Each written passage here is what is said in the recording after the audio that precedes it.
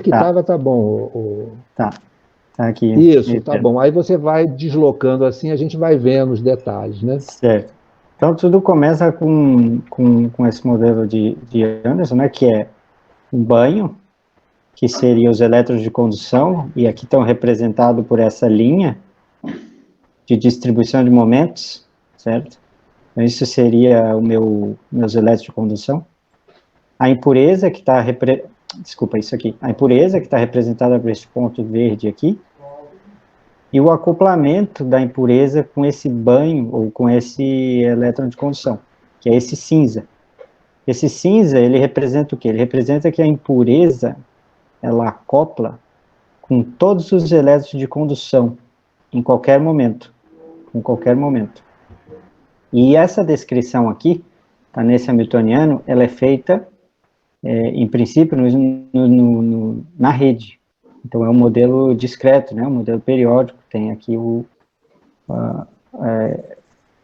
esqueci o nome. Mas, enfim, aqui está o hamiltoniano. Então, aqui eu tenho uma banda, né? Esse εk é a banda, e é um K vetorial. Aqui eu tenho a impureza, que é formada pelo quê? Pela energia dessa impureza, né? O nível de energia dessa impureza. E essa impureza, ela comporta dois estados, né? Estado pode ser de spin para cima ou de spin para baixo. Então, ela comporta dois elétrons e paga um preço U, que é a interação entre esses dois elétrons que podem estar dentro dessa impureza. E esse V é o acoplamento entre a impureza, representada pelo F, né, e os elétrons de condução. E nota que o acoplamento, ele é feito para todos os Ks. Por isso que esse cinza, ele está representado dessa maneira contínua aqui. Porque essa impureza, ela acopla com todo mundo. Então, só para lembrar que isso daqui é no espaço da rede, né? Então, é uma coisa periódica, né? Segue a função de bloco. E esse desenho depois vocês podem olhar com mais calma. Mas o que importa aqui é o seguinte: a primeira coisa que nós vamos fazer é usar a tal da aproximação contínua. Então, eu vou esquecer que ele está no espaço da rede e vou dizer que ele está no espaço contínuo. Então, eu vou trocar de operador. Eu vou dizer que eu vou de um operador C, que está na rede, e vou para um operador A no contínuo. Então, eu estou trocando de nome aqui de C para A para dizer que ele está no contínuo. Nesse contínuo, eu vou fazer uma expansão que não está justificada aqui, né? Mas ela vai ser útil ali mais para frente. Mas eu vou fazer uma expansão agora, vou sair desse espaço aqui, dos operadores A, K, sigma, e vou fazer uma expansão na base dos harmônicos esféricos. E se eu expandir, né, por conveniência, na base dos harmônicos esféricos, fica com... Ainda não, mas vai ficar compreensível uma aproximação que eu vou fazer nesse momento aqui. Então, eu saí da rede, fui para o contínuo e fiz uma aproximação aqui, que é o acoplamento, que é esse V de cá, ele não depende da direção. A interpretação que eu dou para isso é basicamente que os elétrons de condução, eles veem a impureza como um ponto, né? Ela está muito distante. Então não importa a direção de momento que eu tenho dos elétrons de condução, elas vão acoplar somente dependente do momento mesmo, do módulo do momento, e não da direção. Acho que isso dá para entender como se os elétrons de condução fossem, como se a impureza fosse muito menor, ou muito distante dos elétrons de condução. Uma outra aproximação, que não é muito clara, mas faz sentido, é dizer que essa banda ela também é esférica, né? Não é esférica, ela é radial, como é que se diz? Ela também não depende da direção do momento. Isotrópica, obrigado. Então, essa banda ela também é isotrópica, ela não depende do momento. E essa aproximação, eu não sei até que ponto a gente pode relaxar.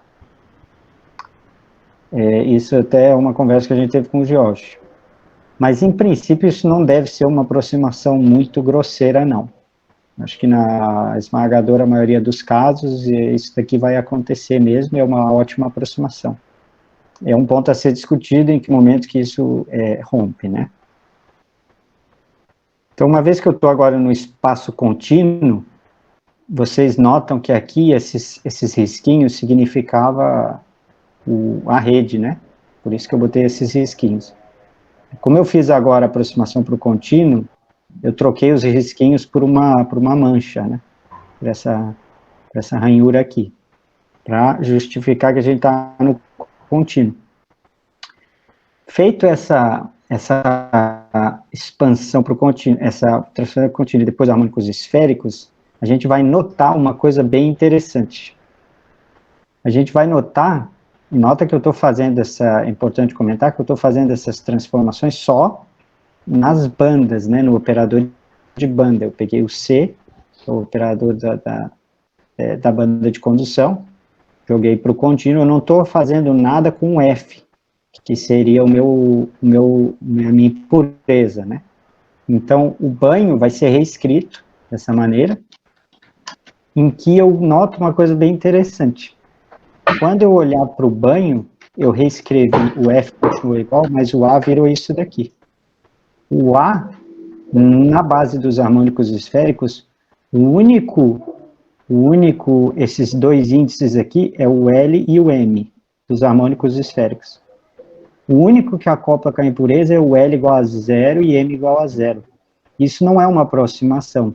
Isso não está aqui aberta a conta, e na verdade eu não abri a conta com muito detalhe, a gente olhou por cima, o Jorge abriu, mas você nota que isso não é uma aproximação. Então, a impureza só se acopla com L igual a 0 e M igual a 0. Uma pergunta, Tania. Sim. Na verdade, uma pergunta e uma observação. Essa notação que você usou aqui na linha de cima, né, AK sigma 00, o que é esse 00 aqui? Isso. AK sigma é L não, AK e sigma M. eu sei, o 00 é que eu não sei. L e M. Ah, sim, você está pegando o... Na verdade, então, você está pegando o S0, né? Isso, eu separei... Está pegando uma simetria S, na verdade, né? Isso. E eu separei eu acho então que esse LM aqui que aparece, igual a 0, é uma consequência dessa aproximação, entre aspas, que você botou aqui quando você desprezou o vetor de onda, né? E fez EK, né? Porque aqui você fez uma aproximação simétrica, né? Uma aproximação esférica. É como se você tiver qualquer direção que você vai, é sempre a mesma coisa. Então você está supondo que você tenha uma espécie de banda S, né? Eu imagino. Não sei se o George quer complementar com alguma observação. Eu estou de acordo. Bom, a maneira tipo, qualitativa que eu vejo de pensar sobre isso é que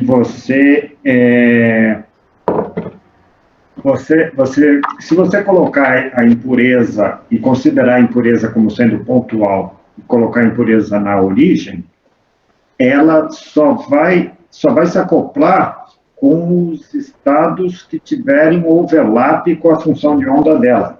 Como a função de onda dela é uma delta, só com os estados que tiverem densidade espectral diferente de 0 na origem. Para isso, você precisa que o L seja igual a 0.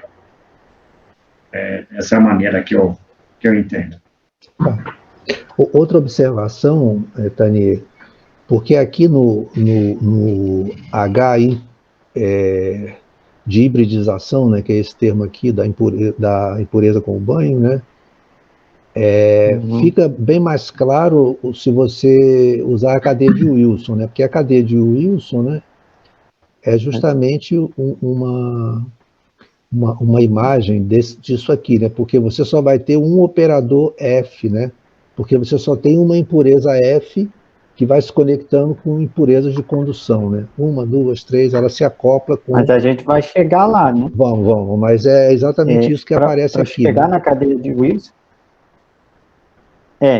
Tem chão ainda, né? Mas tem mais coisa no meio do caminho para a gente tem mais chão, Mas está bem claro. Mas Pode aqui continuar é o começo. de minha parte, Tani. Acho que está indo muito bem. Tá, mas de começo isso daqui não é o operador que aparece lá na cadeia de Wilson. A gente vai chegar lá, não. entendeu? Você ainda vai fazer a discretização, né? Mas o F só tem um e ele só depende de sigma, porque você só tem uma impureza, né? Isso. Só tem uma impureza. Tá.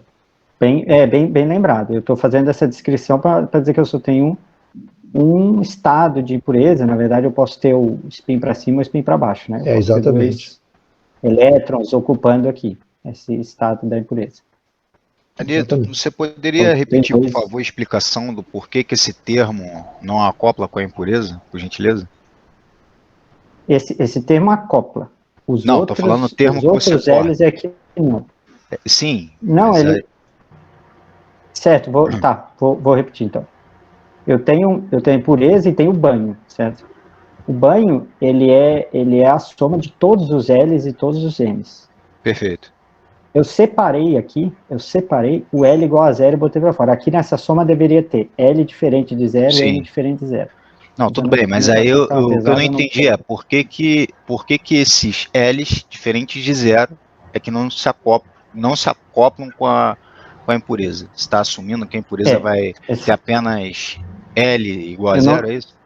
Exato, eu não estou assumindo. Isso aí eu acho que o Jorge vai poder responder, porque é uma conta que ele fez e eu não fiz. Eu acho que o lugar para você ver, a melhor coisa é você fazer essa conta, você mesmo, e o lugar para você... Deixa eu abrir aqui, eu passo a referência para todo mundo.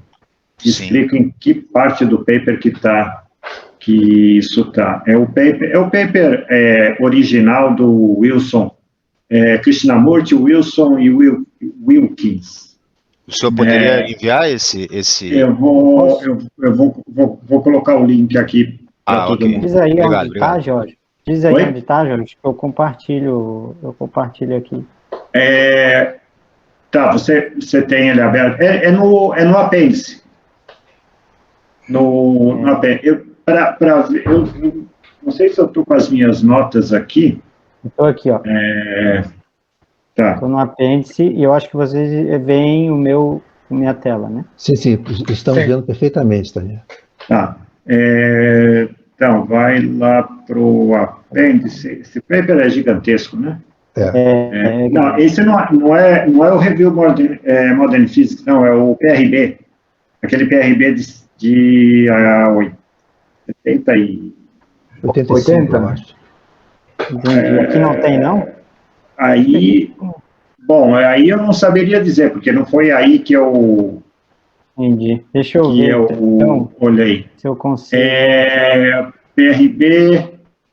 Professor, não tem pressa não, qualquer coisa se o senhor não lembrar, depois o senhor manda o nome tá aqui já, tá aqui já. PRB 21, volume 21, página 1003.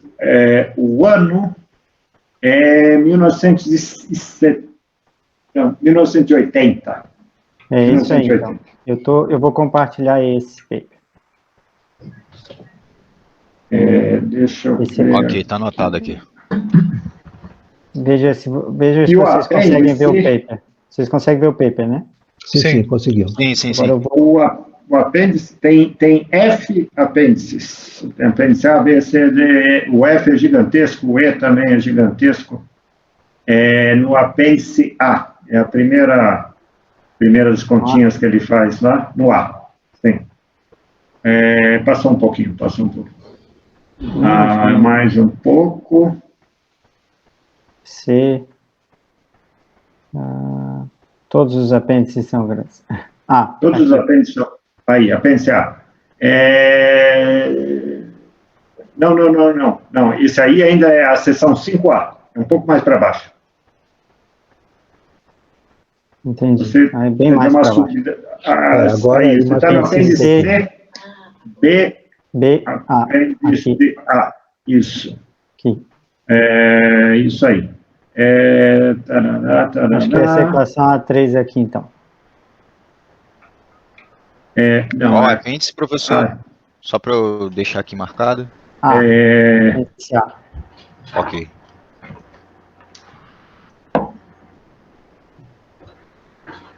Ele está falando que devido à equação A4, né, ele só vai manter L igual a 0 e M igual a 0, né? Exatamente nesse ponto aqui. Agora, eu acho que essa integral... professor, eu posso falar aí? Sim, pode claro. Pode falar. Tá. Esse AK000 operador, isso vem justamente da simetria esférica. A gente está considerando a impureza magnética com a simetria esférica, com o momento angular, que seria o S, o orbital S, L0. Então, como consequência, isso seria uma consequência da propriedade isotrópica que a gente falou lá no início. Isso é o que eu pensei também. Isso aqui, porque se você tivesse uma banda, por exemplo, SP, né, com um momento angular, aí seriam outros $500, né? Mas eu acho que isso é resultado de uma aproximação mesmo de considerar que a banda é tipo S, né? O que é bastante razoável, né? É isotrópica, né? Mas ele queria ver, a pergunta foi como é que a gente vê que o resto vai para zero, né? Que os outros eu acho que é uma suposição, não é que vai a zero. Eu acho que não vai é a suposição, não, é por simetria. Eu acho que é por simetria. Não, é por simetria pelo fato de ter considerado uma banda isotrópica, né? Porque se você não considerar, não vai a zero, vai ter contribuições de L e M. Perfeito, entendi.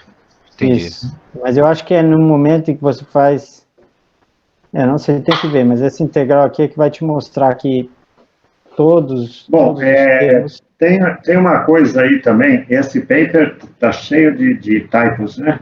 Aqui tem um V de K, aqui tem um V de K. Tem um V faltando aí, só que esse tem um V de BKD faltando aí. Deveria ser um K2 também, não? Eu acho que é K2, não é? Já que é esférico. Bom, aí, esse K de K, isso já é a representação adimensional desse termo hamiltoniano. Porque no NRG convencional, a gente sempre considera a largura da banda de condução D igual a 1. Então, aí não precisa mais escrever o D, eu acho. E por isso que aqui, na verdade, deveria ter um D embaixo. Que faz adimensional esse termo, em todos os termos também. E esse K seria, eu acho que por aí deve estar, né? Y sobre D, se não me engano. Sim, tem em algum lugar. Então, é isso. E a pergunta eu acho que foi por que somente acopla para L0 e não para diferentes valores, né? E, bom, justamente isso eu acho que da condição da simetria esférica que consideramos para a impureza, porque se a gente não considerasse essa simetria, tipo S, a gente teria orbitais tipo P, que já aí teria mais outros termos e complicaria muito aí os cálculos. Então, por isso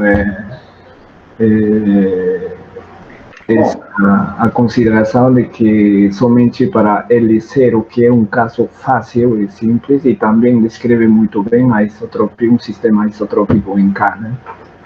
Tem uma outra aproximação que vai ser feita depois, que o V vai ser considerado constante, não como dependente de K. Porque você não tem como encontrar essa dependência em K, então você assume que o V é constante, e isso é o que todo mundo faz. Eu nunca vi em paper nenhum alguém considerar um V que é dependente. Eu já vi. Eu já vi, Jorge, tem um japonês, agora eu esqueci o nome, Ah, que ele fez para cars diferentes de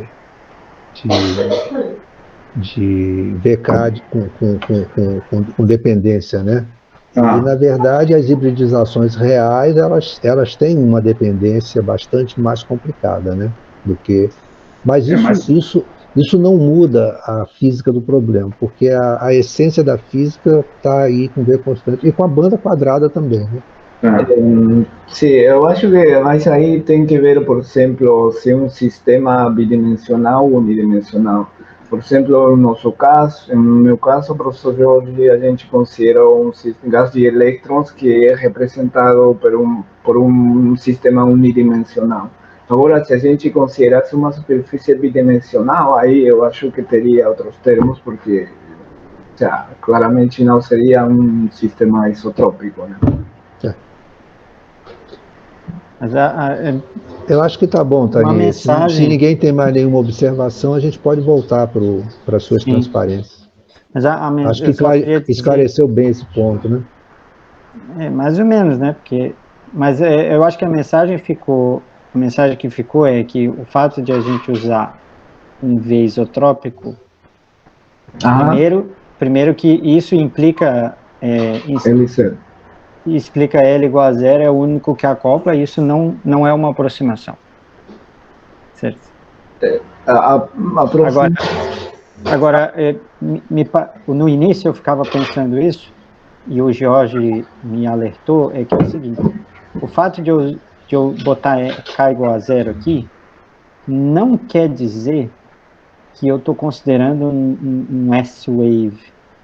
Eu posso interpretar isso como a impureza está muito distante dos elétrons de condução. Então, eles veem essa impureza, ou está muito localizada, vamos dizer assim, e eles veem essa impureza como um ponto. Mas isso seria no espaço recíproco, né? A gente, quando coloca L igual a zero, é um número quântico espacial que é diferente. Eu gostaria de fazer uma observação, Tânia. Eu realmente acho que esse problema,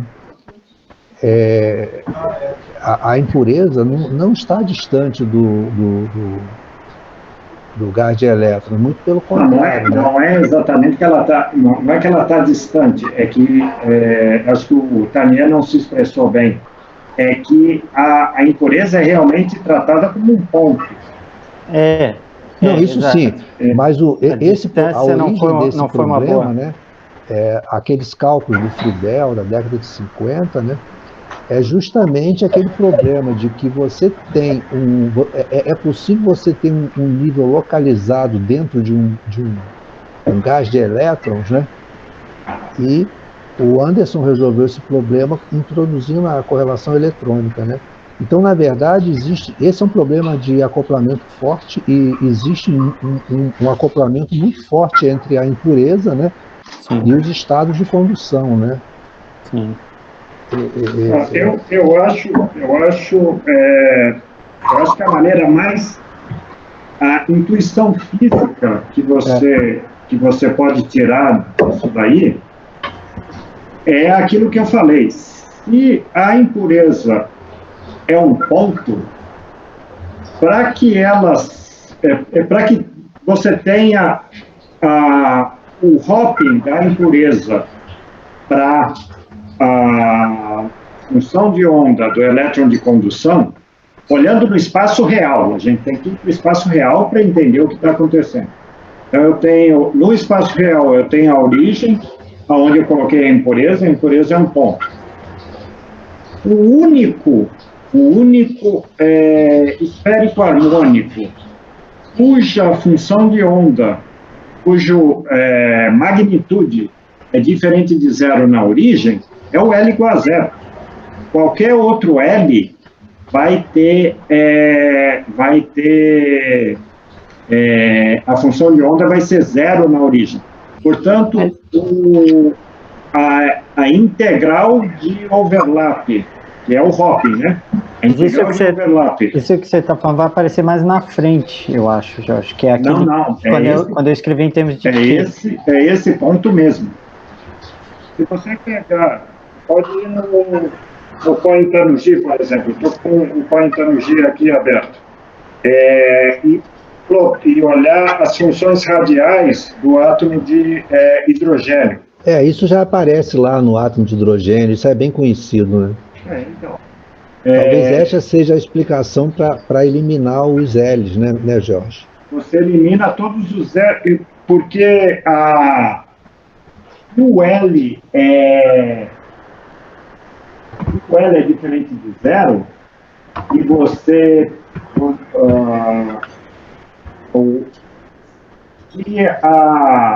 se a função tem momento angular, ela não pode ser diferente de zero na origem. Isso é física clássica, né? Sim. Basicamente.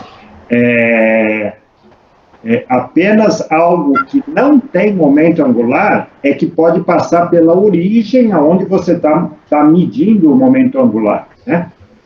Então, a única função de onda que tem overlap com a impureza, que está sendo tratada com uma delta, né, porque ela é um ponto, quando o Tanier fala que ela está longe, ele quis dizer que ela é muito pequena.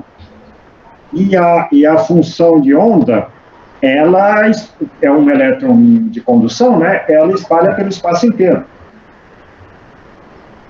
E está sendo expandida em esféricos harmônicos, justamente porque a simetria do problema é esférica.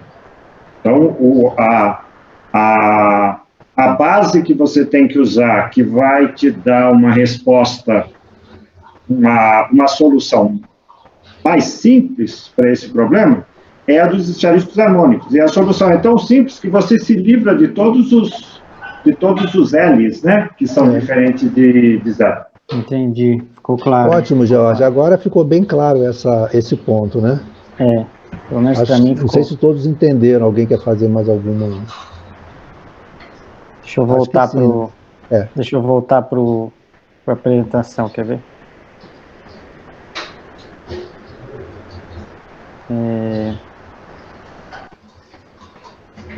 Aqui. Acho que carregou, né? Sim.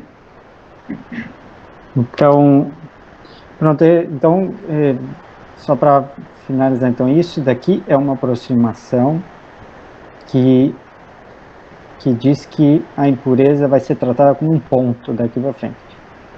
Se ela é tratada como um ponto, e eu expandindo os harmônicos esféricos, se você olhar, né, na distribuição espacial dos harmônicos esféricos, você vai ver que o único que passa pela origem é L igual a zero. Então, ele vai ser o único que vai acoplar com a impureza, os outros não. Isso não é uma aproximação, né? Assim, a aproximação é você assumir que a impureza é um ponto. Mas não é uma boa aproximação, digamos assim. Isso, a aproximação é aqui, nesse vermelho. A consequência dessa aproximação vai aparecer aqui nesse momento. Eu não sei quem é que perguntou, se esclareceu ou se está com mais dúvida do que antes. Não, ficou claro, foi eu que perguntei. Tá. Pronto, então vamos continuando, né? O banho, eu separei esse termo de L igual a zero, tá, do resto, mas na verdade isso tudo é uma coisa só. Só que como só L igual a zero vai acoplar com a impureza, isso daqui é uma constante, né, que eu estou adicionando no meu hamiltoniano. Porque isso vai estar acoplado com isso, que vai estar acoplado com isso, esse termo é uma constante. Então essa constante eu vou simplesmente ignorar por enquanto, ou para sempre, né, na verdade. Eu vou ignorar essa constante. E eu posso fazer isso, e isso também tá tudo bem, porque ela não está acoplada com o sistema é desacoplado, né? Então não tem problema, tá?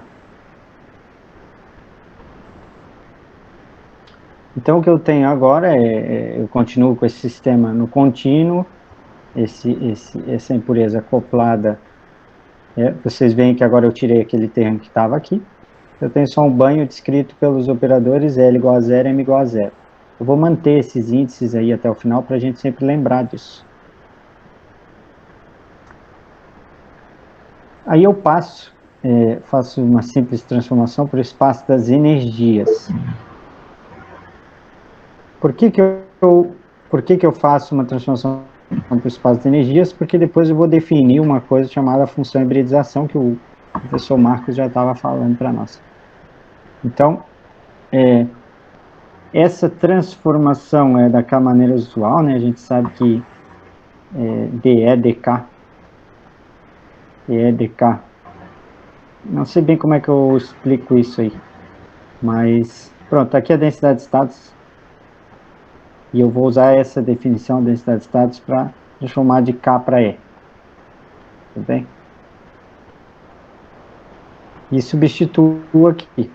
Então, agora eu saio de um operador A de K do contínuo e vou para um A de E, também contínuo, né?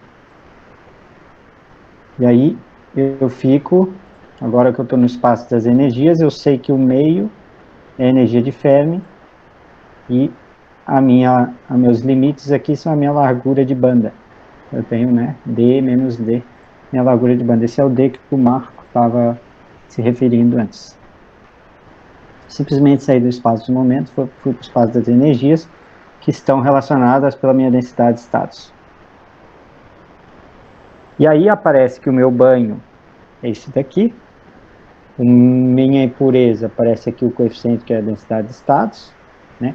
O meu V agora é um V de E, e daqui eu defino uma coisa chamada função hibridização, que mistura essa energia que aparece aqui com esse coeficiente que aparece aqui. Essa função hibridização aqui é que eu vou usar depois como entrada lá no... porque está relacionado com a densidade de estados, né? É isso que vai ser a minha entrada do NRG. Então, o NRG está todo baseado nessa função hibridização que eu forneço para ele aqui. Como é que eu vou fornecer? Bom, eu vou dizer que isso tudo aqui é uma constante, e, na verdade, eu vou fornecer só a densidade de estados, e essa constante vai ser um parâmetro, que eu vou dar, vai ser aquele gama maiúsculo da nossa simulação. Então, isso aí tá parecendo o parâmetro de Anderson, né? Isso aí é o parâmetro de Anderson? Não sei, parâmetro de Anderson. Hein, professor Marcos? Isso aí seria o parâmetro de Anderson? O delta no nível de Fermi, sim, o delta ômega igual a 0. Ele recebe esse nome de parâmetro de Anderson? Sim, porque tem a gente usa o parâmetro de Anderson para calcular propriedades termoelétricas, né? E aí esse parâmetro ele é bem parecido com isso que está aí, né? O parâmetro de Anderson seria esse delta de ômega ou seria Não, ele ainda vai chegar numa forma de parâmetro de Anderson, André, porque Vamos ver. Ainda vai chegar lá. É que esse jargão não é comum na área de Kondo, né? Essa é uma fórmula mais geral um pouco, né? Vou fazer um comentário aí. A gente tirou essas notas todas, a gente está seguindo o review do Bula, né? Bula, Coste e Prushkin. Essa parte aí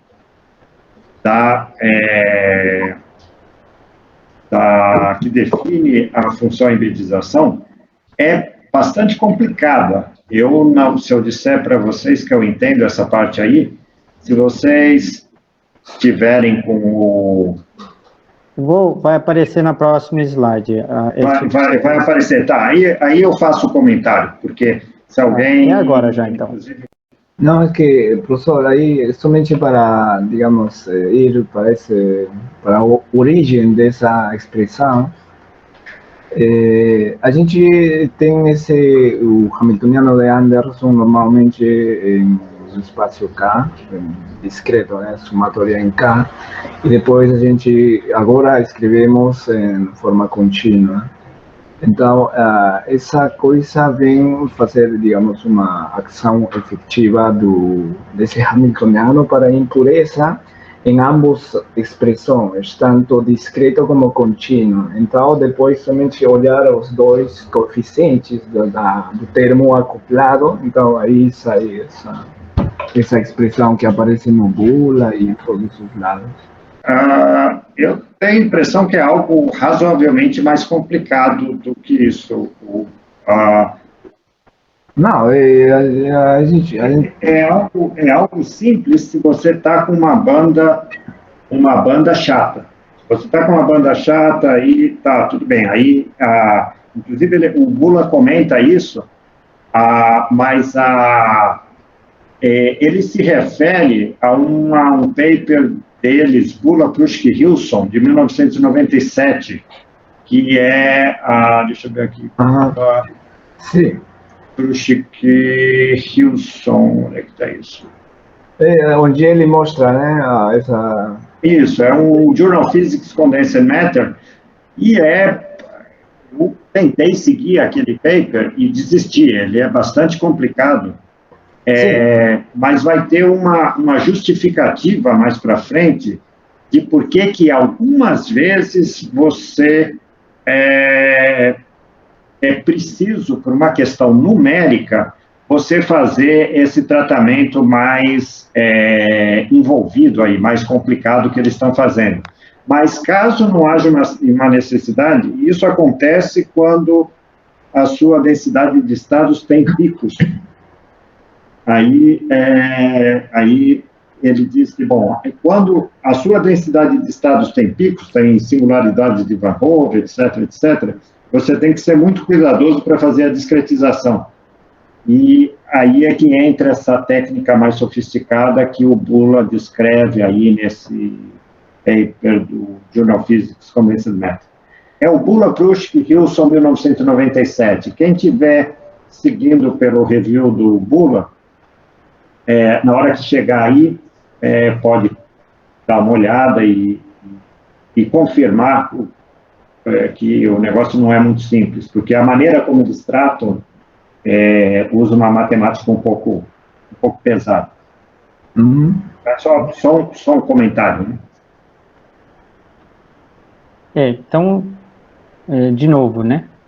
O modelo mais simples que a gente pode pensar seria V quadrado vezes essa derivada de E, inversa de E de ômega, como uma constante, um gama maiúsculo, e uma densidade de estados também constante, aquela função step lá, aquela função constante, né? Aquela reta. Então, isso daqui seria uma constante, isso daqui seria outra constante. Isso é o delta mais simples. Por outro lado, né, o contrário disso seria uma coisa muito generalizada. Então, se vocês perceberem, eu tirei esse V quadrado ρ, eu tirei daqui, né? Então, eleva isso ao quadrado, dá esse primeiro termo. Esse segundo é a derivada em relação a ômega do inverso de E, que é o que aparece lá. Uma forma mais geral de escrever isso é assim, ó. Você pega esse Hamiltoniano, é assim. Você não sabe que ali fica E, você bota uma função de E. Aqui também você coloca uma outra função de E. E a função de hibridação mais geral que você pode escrever seria um πh, h é esse aqui, né? πh quadrado, vocês viram lá, derivada em relação a ômega dessa função inversa, g de E. De novo, isso é o que o Geórgio estava explicando até agora, né? Essa demonstração, ela é complicada, eu não entendo. Esse ρ de epsilon que está aí, ele é uma densidade de estados, não é? Ou eu estou falando besteira? Aonde? Onde é que está? É uma densidade de estados. Se você tem a função, se você tem um Hamiltoniano, você não poderia utilizar a função de Green para calcular essa densidade de estados, você colocar uma coisa mais, entendeu? Você colocaria a função de Green aí, porque qual a função de Green você já consegue densidade de estados, que é menos sobre o imaginário da função de Green, né? Você diz aqui, né? Você diz aqui. Exatamente. Você diz aqui, né? Sim. Sim. E é isso que a gente vai fazer. No programa é isso que a gente faz. A gente dá essa perfeito. função aqui para ele, e isso tudo que você está vendo lá direito, ele é uma constante, é aquele gama que a gente dá no programa. Só fazer um comentário, só fazer um comentário rápido. O que o Bullard, o Prush e o Wilson fazem naquele paper é o seguinte: digamos que você tem uma situação onde esse Rodier tem vários picos, tem várias singularidades de Van Hoff, por exemplo. Para você discretizar isso e fazer o NRG convergir é uma desgraça, é uma tortura, porque você tem que tomar muito cuidado quando você vai tratar essas regiões da banda que tem esses picos. Então, o que ele faz é o seguinte: como que ele faz isso? É esse paper aí que eu falei, que eu tentei seguir, mas eu desisti, porque eu falei, bom, aqui eu vou passar uma semana em cima desse negócio aqui. Se o Tanier puder passar para o slide seguinte, ele transforma a dispersão, que era o E, né? A dispersão é o E da banda.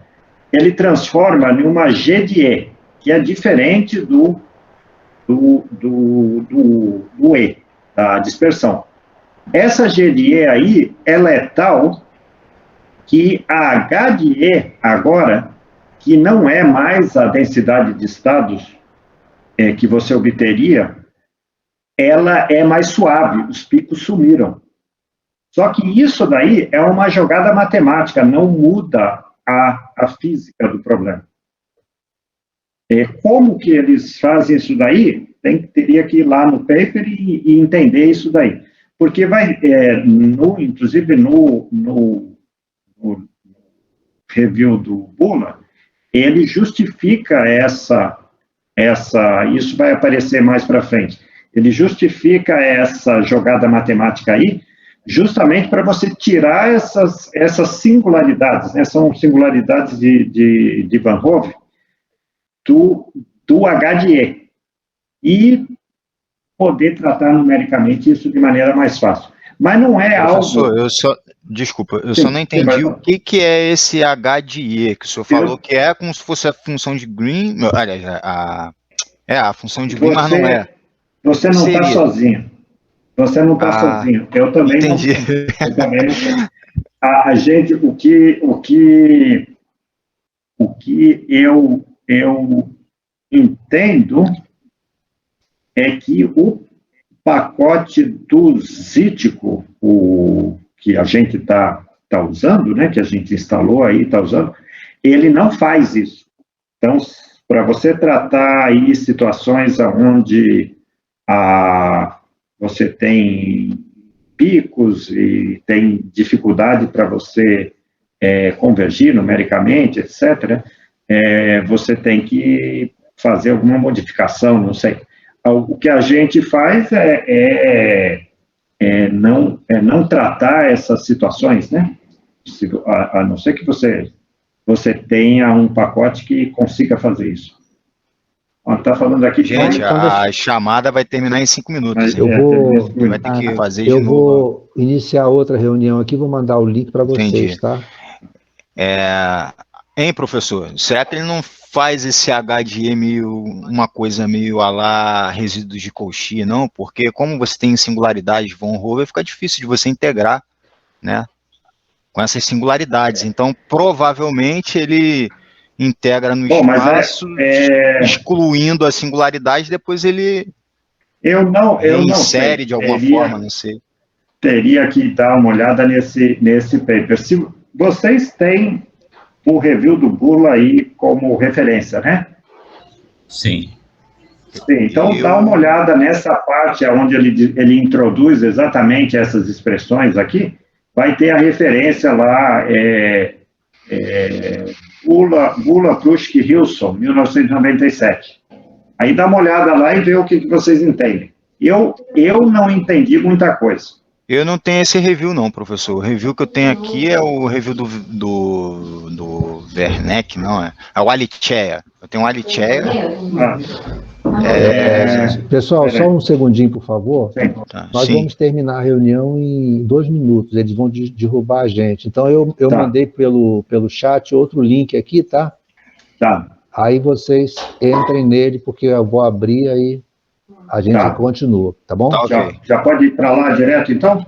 Já clica vamos que já está aberto. Terminar. Tá, joia. Tá bom, então pode continuar aí. Mas eu acho melhor, então, a gente sai daqui para não cortar ninguém. Não, já sairia logo de uma vez. Já sairia, tá? Então tá bom. Tá. Então estou aguardando vocês lá naquele link. Tá.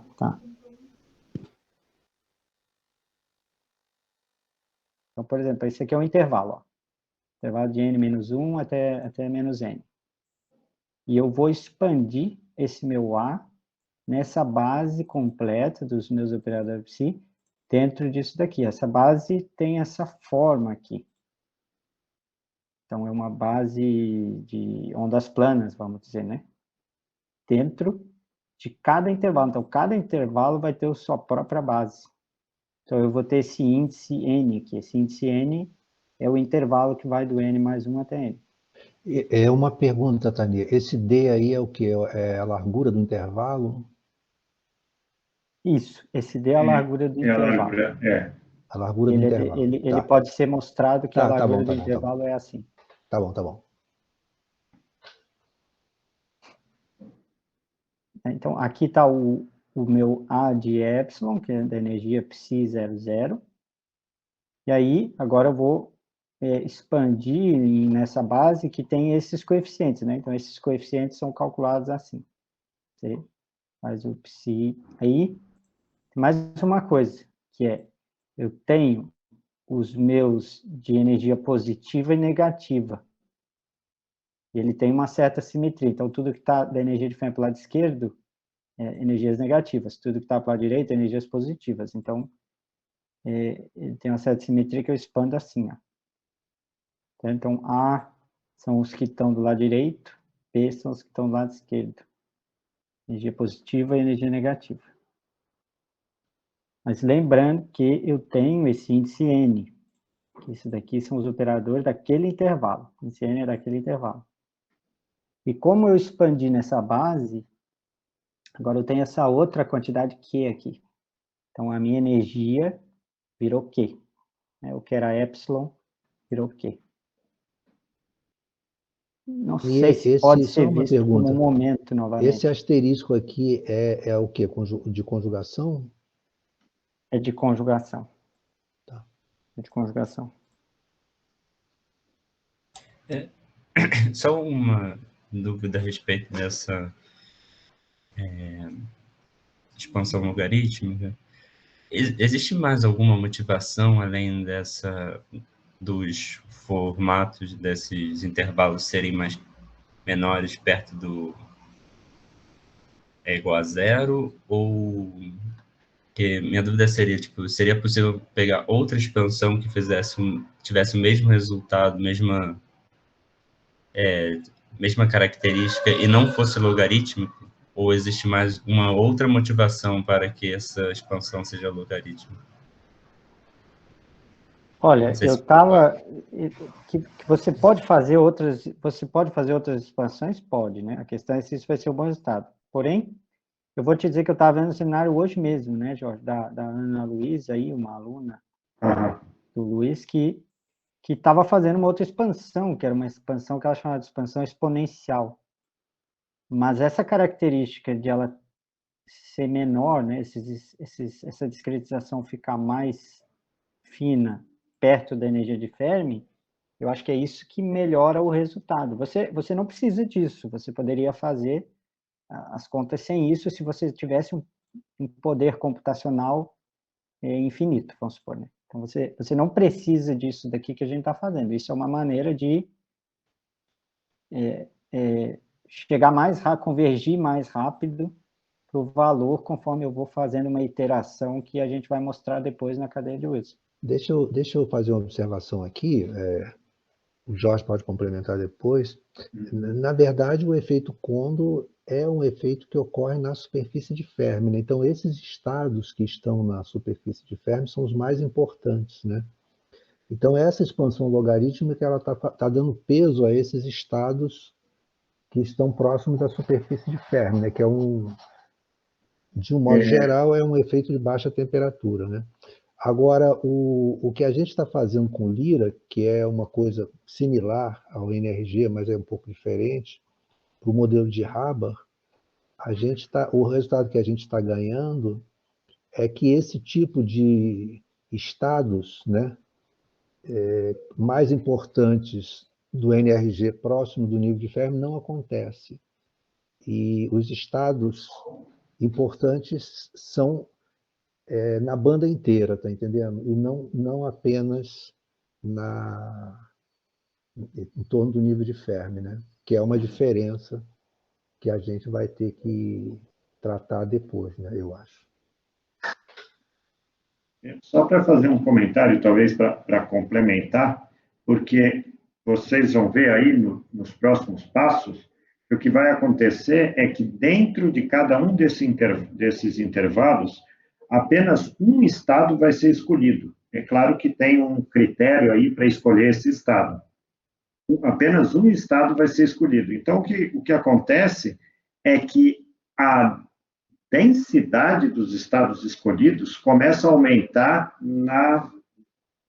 próximo da energia de Fermi. Veja que quando você está longe da energia de Fermi, se você pegar o meio da primeira caixinha,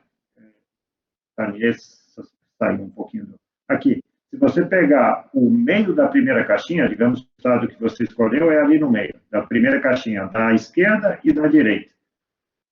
O próximo estado, que vai ser da segunda caixinha, da esquerda e da direita, também no meio, eles estão longe em energia, estão bem separados em energia. Então, a sua resolução, quando você está longe da energia de Fermi, ela é muito, muito baixa. Quando você vai se aproximando da energia de Fermi, você tem um monte de caixinha ali. E está aumentando exponencialmente o número de caixinhas conforme você se aproxima da energia de Fermi. Você pegando um estado em cada caixinha, agora os estados estão começando a ficar densamente posicionados em volta da energia de Fermi. E aí você vai conseguir descrever bem os fenômenos físicos que dependem dessas energias, né? Essa é a motivação para fazer essa discretização desse jeito. Mas ainda falta mostrar que faz sentido você pegar um único estado, que parece uma aproximação gigantesca, mas na verdade ainda não falei. não é. Ainda não falei.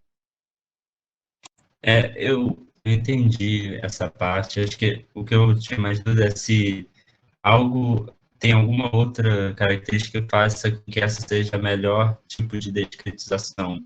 Tipo, se houvesse uma discretização que fosse similar, tivesse essa mesma característica de pegar estados mais próximos da energia de Fermi, alguma coisa garantiria que a expansão logarítmica seria melhor? Como eu lhe falei, eu vi um seminário em que ela faz uma coisa um pouco diferente, que ela chama de expansão exponencial. Eu não sei agora os detalhes, mas segundo os argumentos dela durante toda a apresentação, algumas coisas melhoram e outras não. Não sei se tem uma prova genérica para dizer que tem que ser assim, né?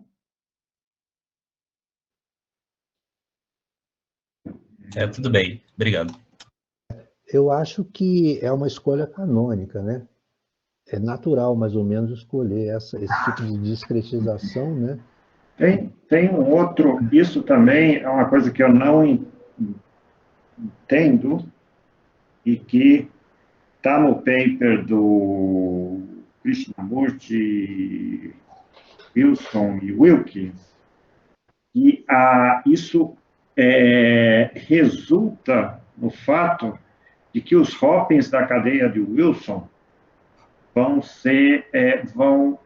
diminuir exponencialmente conforme você vai aumentando a cadeia de Wilson. E isso é importante para você obter bons resultados. Porque você pode fazer uma outra discretização que junta bastante estados ali, mas que não leva a essa diminuição dos Hawkins. E isso daí, acho que dificulta a convergência fica bastante dificultada. O método converge rápido porque esses Hawkins estão diminuindo. E os Hawkins diminuem por conta da escolha da discretização logarítmica. Agora, ele, no paper do Krishnamurti, o Wilson e Wilkins, o PRB de 1980, eles aludem lá à razão pela qual isso acontece, mas não fica claro. Mas a gente toma a palavra deles como sendo verdadeira, né? Bom, eu somente para dizer que eu saiba, essa descritização agora eu acho que é usado porque pelo tema da convergência é bem mais rápido. Agora, se tivesse outro método de descritização onde a convergência fosse mais rápida, possivelmente seria usado, mas neste caso tem que ver com o custo computacional, eu acho. É isso. Claro, também está o caso que o hopping da calidade de Wilson aí vai decrescendo exponencialmente, mas isso é já uma consequência do mapeamento do problema para a cadeia de Wilson, né? Ou seja, a gente não define qual deveria ser a forma do hopping. Sim, é uma consequência. Claro, o que ele tem nesse paper, e eu acho que fala no review do Bula também, é que você pode mostrar que a escolha da discretização logarítmica leva a um hopping que decresce exponencialmente. Mas eu não consigo ver isso matematicamente. Deve ser uma prova meio complicada. Que está mais ou menos mencionada no paper do Krishnamurti.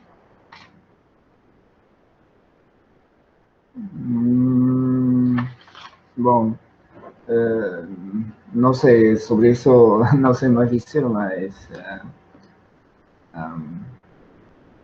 bom, talvez, eu não sei.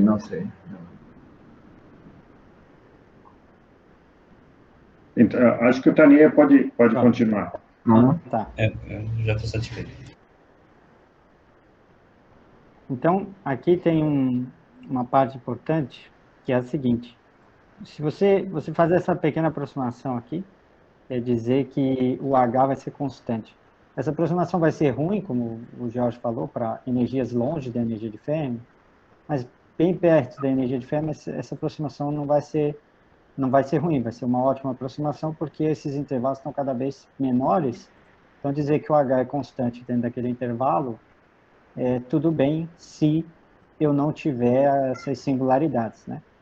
Se eu não tiver singularidades. Mas como eu fiz aquele truque de H e G, eu também posso jogar as singularidades para o G, desde que mantenha o delta constante. E aí eu observo o seguinte, agora que vem o grande lance. Eu vou voltar naquele slide, mas antes eu tenho que mostrar esse daqui. Eu vou pegar como eu fiz a discretização, né? Agora, a minha integral nas energias vai virar uma integral dentro de cada intervalo, aqui energias negativas, aqui intervalo de energias positivas, e a soma sobre todos os intervalos, né? Porque aqui não tem aproximação nenhuma, eu simplesmente estou reescrevendo essa integral de uma outra maneira. E aí eu passei de um A de epsilon para um A de Q, como eu falei. E se você simplesmente reescrever o hamiltoniano, você vai ver isso daqui. O que é essa coisa enorme aqui? A coisa enorme de novo, isso daqui é a soma sobre todos, mas eu isolei o Q igual a zero. Certo? Então aqui é Q diferente de zero. E aqui é Q igual a zero. Isso daqui são outros termos que aparecem, que é para Q diferente de Q', porque eu tenho um A dagger A, né? Eu tenho aqui um Q e um Q'. Então eu separei, Q diferente de Q' está na linha de baixo, Q igual a Q' está na linha de cima, e para Q igual a Q' eu separei o Q igual a 0 aqui nesse primeiro termo. A impureza, nessa nova base, ela vai acoplar só com Q igual a 0. De novo, isso não é uma aproximação. E a discussão que a gente teve lá também entra aqui, né? Por que Q igual a 0 é o único que acopla e os outros saem? É uma pergunta. Isso não é uma afirmação. De novo, fazendo a conta, eu não sei se a gente consegue aplicar o mesmo argumento aqui, né, Jorge? Não, aí Isso você daqui tem já que não é mais, realmente... já não é mais orbital. Eu fiz essa conta, ela está só indicada no review do Bula, mas eu fiz essa conta. Não é nada, é uma integral que você faz a integral lá e você vê que ela, no final, aparece um delta de Q zero. Então, qualquer Q diferente de zero vai dar zero. Então, só o Q igual a zero, eu não tenho uma boa intuição física de que, porque essa base que ele está usando é um pouco... A base de ondas planas, né? São ondas planas, então não sei, não saberia dizer direito por que para Q igual a zero ela... É diferente de 0. Você vê que desculpa, Q diferente de zero é essa integral que você tem que calcular, associada com o termo de hibridização, por que dá zero. Seria a simetria, não, da equação lá, da função em si? Não, Deixa eu dar uma olhada na função lá, cara. Sobe lá, Qual que é a função? por favor. A função que você usa. Espera aí. Não, Sobe, essa aqui, sobe. essa Lá para aqui. ondas planas. Ondas planas. Essa aqui, São ondas planas, Isso. Essa aqui. Infelizmente, eu não tenho as minhas notas aqui, elas estão na minha sala, mas isso aí é simples. Se você seguir o review do Bula, isso vai ser, ele fala aqui, bom, veja que é essencial que a equação 13, se alguém baixou aí o review do Bula, é a equação Já 13. baixei, já. Dá uma olhada na equação 13. Um minuto. É essencial que o H seja constante.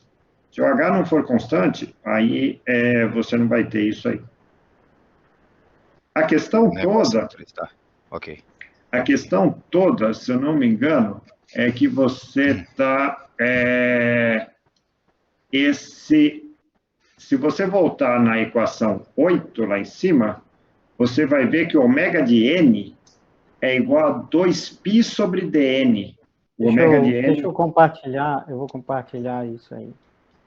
Compartilhar o... É o Bula para eu acho que dá...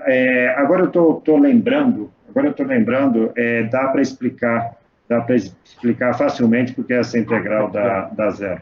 Acho que vocês conseguem ver agora, né? Conseguem ver isso aqui. Tá.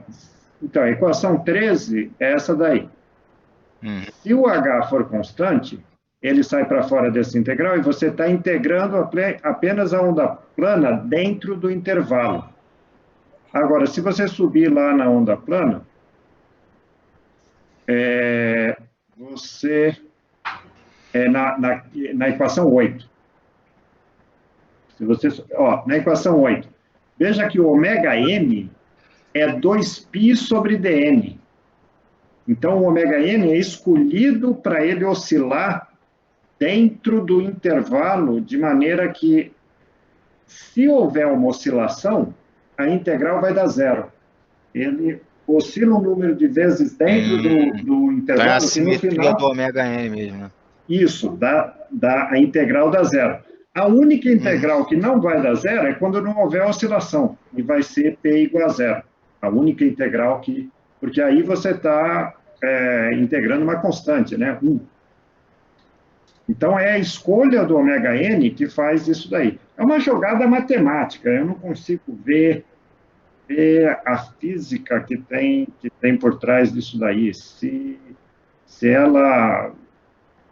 Como que isso... Mas ela é crucial, porque como você quer estudar a influência da banda na impureza e a influência da impureza na banda, você pesca justamente os únicos estados que se acoplam com a impureza, e o resto você joga fora. Essa não é uma aproximação no termo de acoplamento. Volta nos seus slides, né? Mas aí eu deixo você continuar.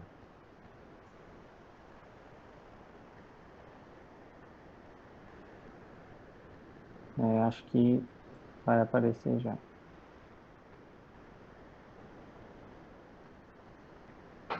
Apareceu? Não.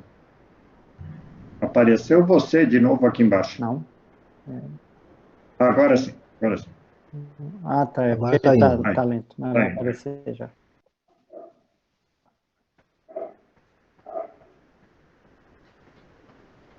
Apareceu, né? Apareceu, sim.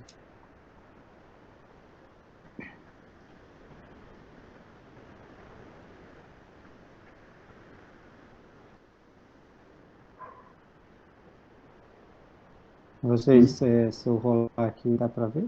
Tá, né? Tá.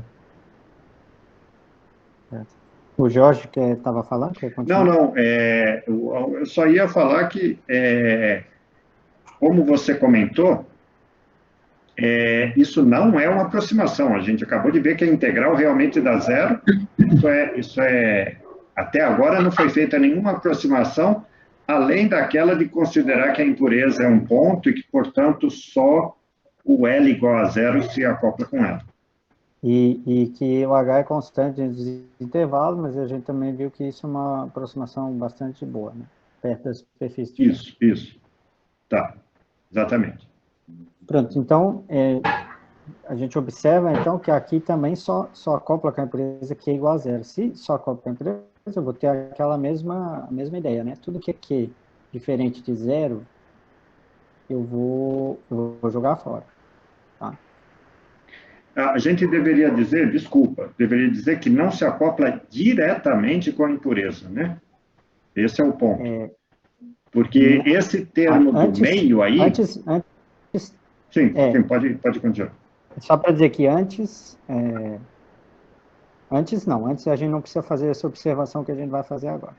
Mas essa observação de agora é exatamente o que o Jorge está dizendo, é que isso aqui é o operador Q, né? Então, o Q, ele não se acopla com a impureza. O Q diferente de zero não se acopla com a impureza. Então, como aqui eu tenho um A Dagger A com o mesmo Q, toda vez que Q for diferente de zero, eu só estou levando em consideração termos que não acoplam com a impureza. Porém, eu também tenho aqueles termos cruzados, né, que é Q e Q', certo? E se um é zero, né, Q e Q' são diferentes, então ele pode se acoplar com a impureza através de um ser zero. Então, se esse aqui pode ser zero e esse não for, esse cara se acopla com a impureza. Mas esse é um Q diferente de zero. Por isso que o Jorge falou que não se acopla diretamente. Por quê? Porque aqui tem termos de Q e Q' e vai se acoplar, isso daqui vai se acoplar com a impureza toda vez que um dos dois Qs for igual a zero, ou Q ou Q'. Os dois não pode ser porque eu já joguei fora aqui, né? Tudo bem? Não sei se ficou claro aqui essa parte. Mas então eu tenho termos com Q igual a zero, Q diferente de zero e Q e Q'. Q e Q' pode se acoplar com a impureza através de um dos Qs igual a zero e o outro Tarnê, eu só não entendi por que você chamou de Q e Q'. O que seria Q e Q'? Seria... É porque eu fiz uma transformação de base, Perfeito. né? Cadê? Então, quando eu fiz uma Perfeito. transformação de base, eu fiz essa transformação para cada operador A. Então, na hora que eu substituir aqui, eu vou ter aqui eu tenho um A.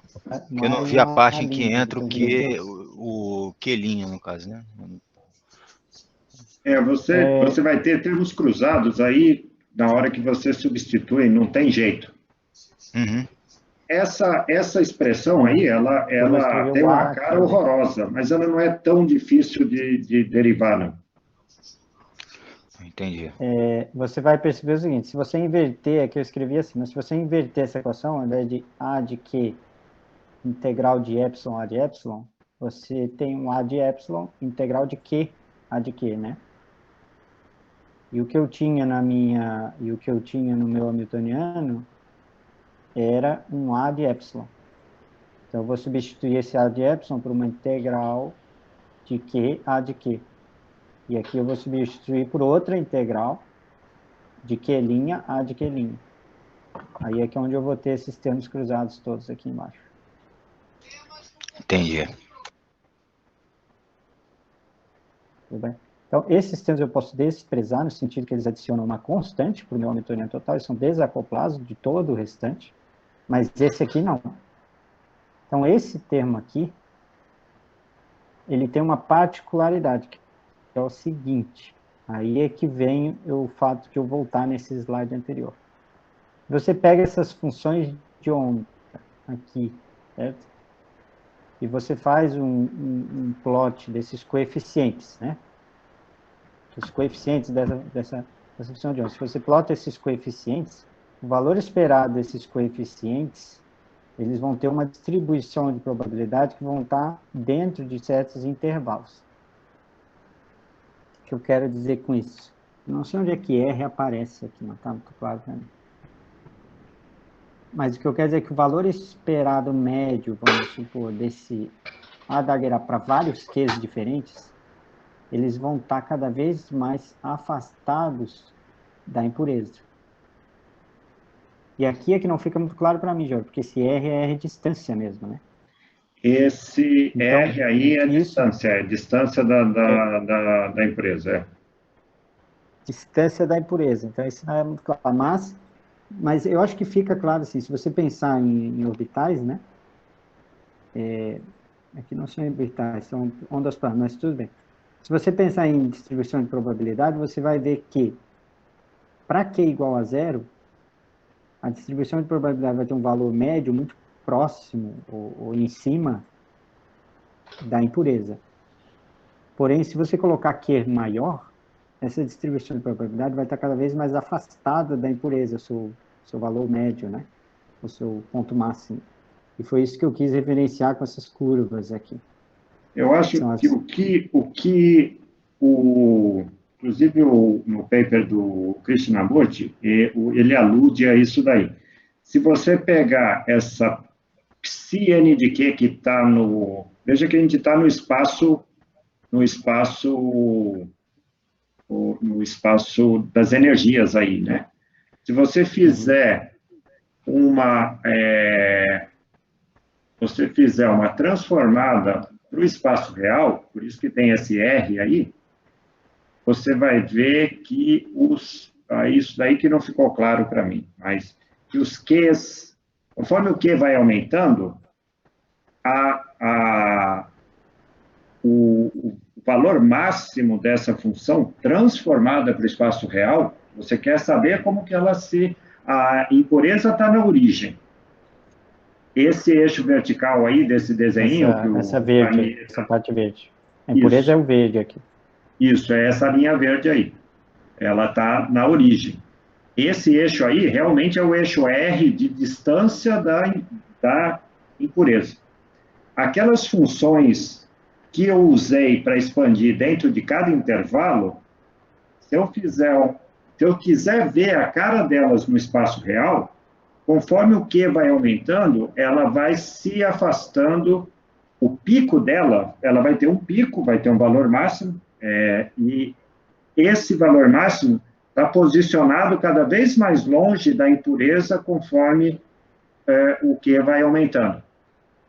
É por isso que a Q igual a zero é a única que se acopla diretamente com a impureza. a Q igual a 1, se acopla com a Q igual a 0 e se acoplaria também com a impureza através da Q igual a 0. Por isso que aquele termo, ele sobrevive, né? Ele vai ser jogado fora depois como aproximação. Essa é a grande aproximação que é feita no NRG. E a justificativa é de que, bom, funciona, a gente obtém o resultado que outros métodos obtêm e tem uma maneira de você verificar, por causa, se você voltar lá em cima um pouquinho, a expressão que, veja que cada uma daqueles termos que vão ser jogados fora, é multiplicado por um parâmetro alfa. E esse parâmetro alfa, se eu não me engano, esse é alfa mais e o alfa menos. Esse alfa mais e alfa menos, eles têm valores pequenos. E aí você fala, bom, como eles têm valores pequenos, a gente joga fora todo mundo. Agora... isso é o que eu vou falar, esse é o próximo passo, que seria exatamente. Jogar todos esses alfas fora, ou seja, dizer que esse alfa é pequeno, e jogar todos esses termos aqui que se acoplam com a impureza indiretamente, né? Então, isso daqui eu tirei porque é uma constante que adiciono para o meu hamiltoniano, está desacoplado, mas isso daqui eu vou jogar fora como uma aproximação. Então, esse termo a gente não vai levar em consideração, isso é uma aproximação que a gente vai fazer. Então, eu vou ficar somente com os termos Q igual a 0, tanto na parte de condução quanto na parte da impureza. Que seria esse próximo passo aqui. E o hamiltoniano fica simplesmente isso.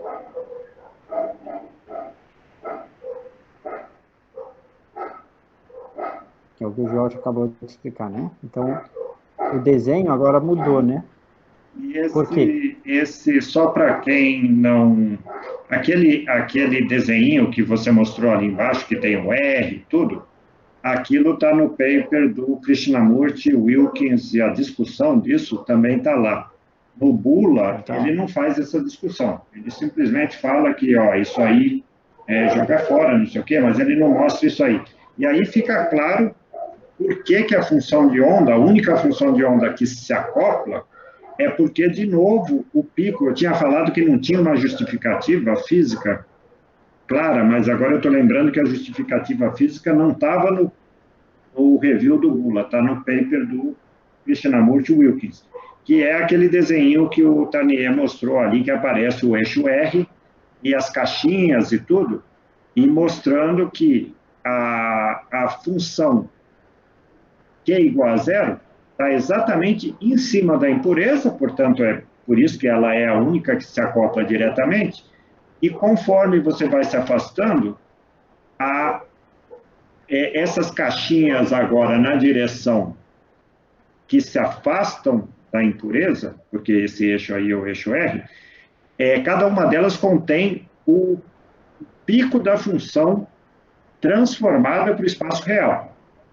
E ela tem uma cauda que decai em direção a 0, mas aí só essa caudinha aí é que se acopla com a impureza via a função em Q igual a 0.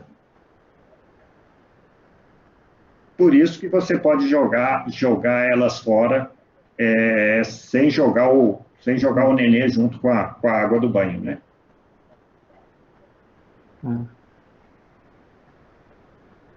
Bom, deixa eu fazer um resumo aqui, só para a gente voltar a se situar. Não sei se o pessoal ainda está por aí, mas deve estar, né? Depois que a gente fez essa discretização logarítmica, né? Olhando para esse desenho, a gente observa que agora, ao invés de eu ter um acoplamento contínuo da minha impureza com o espectro de energia, eu vou ter um acoplamento com cada intervalo, certo? Vou ter um acoplamento com cada intervalo. Esse acoplamento vai ser feito só através desse Q igual a 0. É isso que essa figura aqui representa. Essa figura agora, ao invés de ser um acoplamento contínuo, eu vou acoplar com cada intervalo separadamente, assim, dessa forma, e vai ser acoplado só com Q igual a 0. Continuando, depois que eu fiz essa aproximação, né, joguei todo mundo fora, eu percebo que é mais forte do que isso, porque eu vou acoplar com Q igual a 0 mesmo. Então, essa impureza vai estar acoplada com Q igual a 0 e não vai se acoplar com qualquer outro Q'. Eu mantive no hamiltoniano só Q igual a 0. Então, aqui é que entrou a aproximação.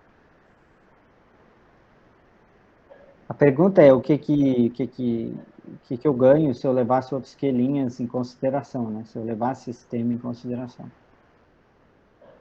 Não sei bem, mas por que eu levaria outros termos em consideração e o que eu ganho com isso, né? Essa é toda a questão.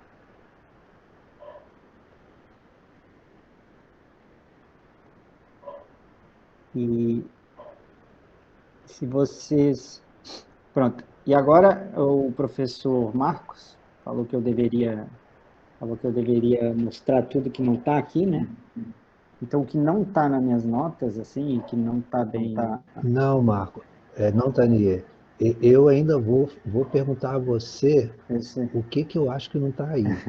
Mas você pode Tá. seguir seu caminho direito, né? O que eu acho que Mas não... você vai descobrir lá no final qual é a minha Tá. pergunta. Eu vou revelar mais uma coisa que não está, então.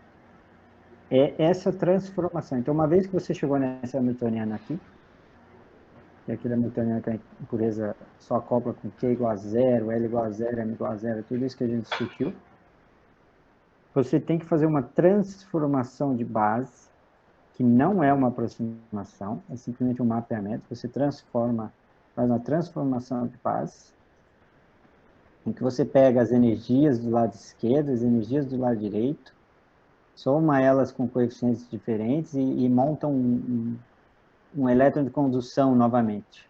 Certo? Então, você pega aquela base e faz uma transformação de maneira esperta para uma outra base aqui. Você leva em conta essa simetria do lado esquerdo e direito. E com isso você, de maneira geral, eu estou pulando aqui algumas coisas, mas de maneira geral você reescreve esse hamiltoniano dessa forma. Então, você tem impureza acoplada com um operador apenas. Se você olhar aqui, eu ainda tenho uma soma sobre todas as caixinhas, né? Sobre todos os n, sobre todos os intervalos. Mas se eu fizer essa transformação de base aqui, que se chama transformação de Langsus, né? Se não me engano, você acaba acoplando a sua impureza com um operador apenas, que é o operador 0. E depois, esse operador 0, ele vai se acoplar com o operador 1 através de um termo de Hopf, que é esse daqui. Então, vamos supor, se o m igual a 0, esse daqui seria o m igual a 0, aí eu tenho um Hopf do 0 para o 1. Depois, o 1 vai ter o Hopf do 1 para o 2. O 2 vai ter um Hopf para o 3 e assim por diante. Então, você mapeou o seu sistema numa cadeia unidimensional, que é esse daqui, representado aqui. Você tem uma impureza, que é o verdinho, você faz um hopping para o sítio 0, que é esse C0 que está ali, depois você faz um hopping para o 1, para o 2, para o 3 e assim por diante. Então, esse mapeamento é o grande lance crucial aqui também do MRG. Né? Alguém ia falar alguma coisa? Certo. Se não, deixa eu continuar aqui. Cadê? É importante também dizer que esses hoppings aqui, eles são obtidos, tá? Eles são obtidos aqui do formalismo. E esses hoppings, eles vão decaindo, ou seja, eles vão diminuindo em amplitude. Então, quanto mais sítios eu coloco aqui nessa cadeia, né? Quanto mais longe eu estou da impureza, menor vai ser a contribuição desse termo para o hamiltoniano. Então, isso também é importante, que esse termo aqui vai decair. A função hibridização vai contribuir para o que se fizer dessa forma. Deixa eu ver onde é que eu estou agora, peraí. Certo. Então, todos esses coeficientes que eu falei para vocês, eles podem ser obtidos através do formalismo, né? Então, o que eu tenho que providenciar, conforme eu falei lá em cima? O que eu tenho que providenciar para o método é a função hibridização. Da função hibridização, ele calcula o primeiro hopping, calcula o segundo hopping, calcula todo mundo mais. Então, eu dou para ele a função hibridização e todo o resto é obtido em função dessa função hibridização. Então, é isso que eu tenho que providenciar para o meu programa do NRG. E isso daqui para cada intervalo, ele integra essa função hibridização, obtém esses coeficientes, e desses coeficientes ele calcula os hoppings, né? Então, o hopping 0, e depois calcula os 1 e assim por diante. Mas nota que tudo isso vem do formalismo, a única coisa que eu providenciei para ele foi a função hibridização. E mais do que isso, cadê essa parte? Está aqui. A função hibridização, essa é o que alguém comentou também, que a densidade de estados, ela pode sim ser obtida a partir da função de Green, e aí o que você fornece para o programa é essa função hibridização, que é uma constante vezes a densidade de estados. Então você fornece isso daqui lá para o programa NRG. Você diz um parâmetro gama e dá a densidade de estados. Esse parâmetro gama aí que a gente chama de parâmetro de Anderson, cara. Ele é simplesmente πv quadrado, né? Porque você vai fazer o VK, constante, sai para fora, πv quadrado é o gama. Isso. Na verdade, o parâmetro de Anderson tem também a densidade de estados da banda de condução, né? Isso, então, isso. De Anderson nesse caso, ele se, no caso da banda quadrada, né? Ele fica igual a essa função de hibridização aqui, né? Que é πv quadrado vezes a densidade de estado da banda de condução no nível de Fermi, né? Na energia de Fermi, tá. Eu acho que é outra comunidade que usa esse pessoal de Kondo em quantum dots e em impurezas e não chama esse, pelo menos eu não conhecia como parâmetro de Anderson. Deve ser outra comunidade, mas tudo bem.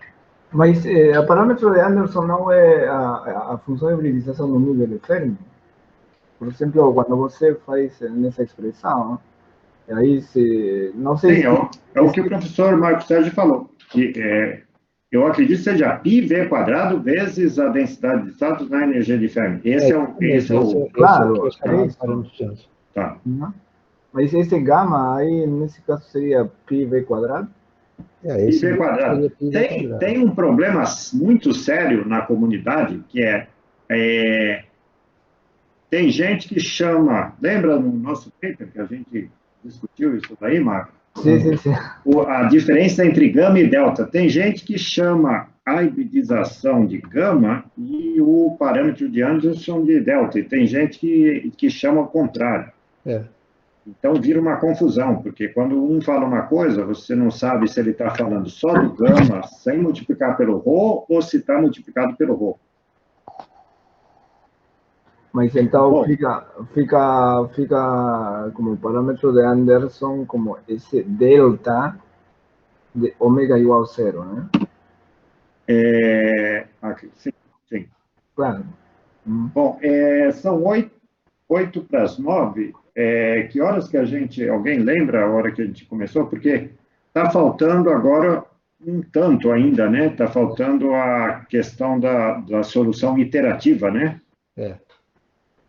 Que eu acho que a parte que o Marcos estava mais interessado era essa aqui. Claro. Vocês querem parar aqui, a gente continua na semana que vem, ou querem continuar mais? Eu acho que aí pode parar, porque 8 minutos. Porque depois disso também vem o fluxo, pontos fixos. Bom, na verdade, tem muita coisa ainda, né? Mas... Quantas transparências tem, Tania? 27, eu acho. 27. 27. Tá aqui em cima. Mas é que tem coisas que não tem nada a ver, que aqui já é detalhe do programa, manual. Aqui acaba aqui, na verdade. Acaba na 13. Falta quantas, Tania? Falta 1, 2, 3, 4, 5. Bem, vocês é que sabem, tá entendendo? Porque eu acho que essa aí vai dar uma discussão longa, eu acho. Esse é o core do... do programa. Eu acredito que poderíamos deixar para quarta-feira que vem, provavelmente até a quarta-feira que vem já estaria com acesso ao sistema, né? E aí, se fosse possível até fazer concomitantemente, né? Não sei se o que você está explicando aí, Tarni, foi feito no programa, né? Ou você não está meio que explicando o que o programa faz? Esse daqui é detalhes da teoria, né? Para ser bem sincero, Ah, a perfeito, parte que o programa, perfeito. a parte que você vê o programa fazer é daqui para diante. Então, aí o ideal seria a gente discutir a respeito dessa parte, meio que fazendo um concomitante, entendeu? O passo a passo aí, olhando o que está na transparência e o que o programa vai dar como resultado. Não sei, é uma opinião que eu tenho. Entendeu? O que você acha, George? A gente para aqui ou a gente... Eu acho que seria interessante o pessoal dar uma digerida nesse... Porque, vejam, isso daí que o Tarnier fez e que eu achei fantástico... Eu também achei absolutamente fantástico. Fantástico, ele usa um programa foi brilhante essa apresentação, porque esclareceu aquelas malignidades que você muitas vezes leva muito tempo para ver sozinho. Então, né? Era exatamente o que eu ia falar. Eu e o Tarnier estamos nos reunindo aí já faz quase meio ano, né, Tarnier? Sim. Eu não diria que a gente se reuniu todas as semanas, a gente se reúne uma vez por semana, mas eu diria que que foi o Tarnier que fez, eu não meti a mão nisso daí, mas a gente discutiu cada um desses aspectos aí, eu diria que isso daí é resultado de umas 20 reuniões, né, Tânia? Mais ou menos. Então, os alunos não vão pegar esse negócio aí em 2 horas, né? Não. Eles têm que dar uma mastigada George, a gente poderia estar aqui e durante a semana o pessoal daria uma estudada, né? Dá uma mastigada, né? E para aprender, Gente, 4 minutos, hein? Vem o Tarnier continuaria com aquela parte que eu acho que é o filé mignon, né? Eu acho que é ali que o diabo mora, né? Como os americanos gostam de falar, né? Mora nos detalhes, né? Aqui tem detalhes sim a ser discutido, sim. Mas é importante, eu vou até te dizer, parar aqui porque já vai terminar, Tarnier, mas eu vou te dizer qual é o que eu gostaria de saber daí é como que o NRG faz essas diagonalizações e essa exclusão de estados, entendeu? Se ele usa alguma rotina do LAPACK, de biblioteca, para fazer isso, ou se ele faz isso na mão, faz isso analiticamente, né? Porque você chega numa matriz tridiagonal, em princípio você pode resolver analiticamente essa matriz. Então, isso é que não fica claro para mim, tá entendendo? É numérico, é numérico. Mas ele chama alguma rotina para fazer, porque o nó da questão está nessa exclusão dos estados. Uma coisa é você falar, outra coisa é você fazer, né? Foi um ponto que a gente demorou bastante para pegar os detalhes, realmente. Por isso que o Tarnier fez ele falou, não, o jeito da gente entender isso é fazer isso passo a passo, que foi o que ele fez aí. Vamos adicionando e vamos vendo o que acontece. Então tá bom, pessoal. Eu acho que a gente pode encerrar, senão vão derrubar a gente daqui a pouquinho.